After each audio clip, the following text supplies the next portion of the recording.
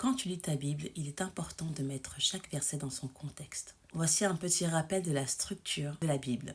Il y a donc l'Ancien et le Nouveau Testament. Dans l'Ancien Testament, tu as les 5 premiers livres qui représentent la Torah. Ils sont suivis de livres prophétiques, quand Dieu s'est donc révélé aux prophètes, et des livres poétiques, qui sont les psaumes et les proverbes. La Bible n'est pas chronologique. Par exemple, le livre de Job se passe pendant la Genèse. Pour le Nouveau Testament, nous avons les 4 évangiles qui ont été écrits pendant que Jésus exerçait son ministère. Nous avons ensuite le livre des Actes, avec l'arrivée du Saint-Esprit, l'explication de l'Église primitive. S'en suivent les lettres apostoliques, donc écrites par Paul aux différentes églises. Et enfin, il se termine par le livre prophétique d'Apocalypse qui a été écrit par Jean.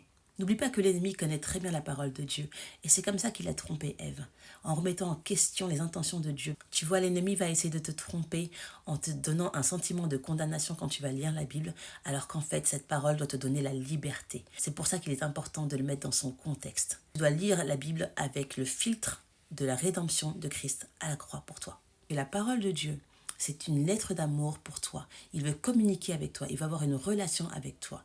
Quand tu as besoin de conseils, quand tu as besoin de l'entendre, tu dois te référer à sa parole. Donc je t'encourage à creuser, à le chercher et il se révélera à toi.